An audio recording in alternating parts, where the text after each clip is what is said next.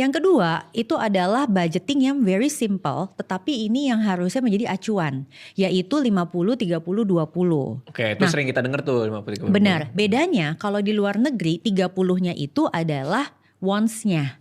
Tapi kalau aku bilang di Indonesia nggak bisa.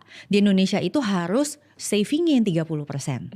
Kenapa? Karena ya sayangnya kita kan memang kayak pendidikan, kesehatan tuh masih banyak yang harus kita provide sendiri kan Dika. Terus udah gitu juga untuk jaminan masa tua kan juga masih agak susah. Jadi kita jangan bandingin sama di luar negeri lah kira-kira gitu. Itu sebab 50%-nya living, 30%-nya saving, 20%-nya playing.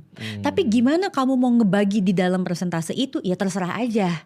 Jadi nggak bisa tuh bilang kayak 30% saving, dana daruratnya segini, dana buat ini segini, nggak usah. Ya pokoknya tergantung prioritas dia.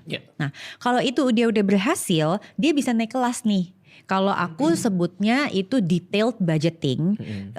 Kalau di Z Finance tuh kita bilangnya Zapfin. Kenapa? Karena itu dibaginya bener-bener banyak banget. Jadi ada yang buat kayak zakat, sedekah, sumbangan. Donasi. Terus ada juga yang terbagi buat dana darurat aja. Ada yang buat asuransi aja. Ada yang buat hidupnya. Kalau masih ada cicilan berarti dipakai di situ. Nah itu persentasenya tuh very detail. Jadi misal untuk saving anggaplah 30%.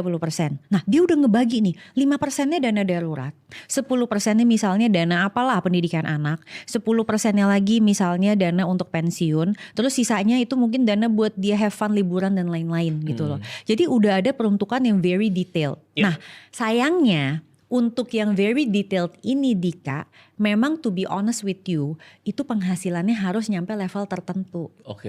Jadi memang tidak bisa dikerjain oleh semua level penghasilan.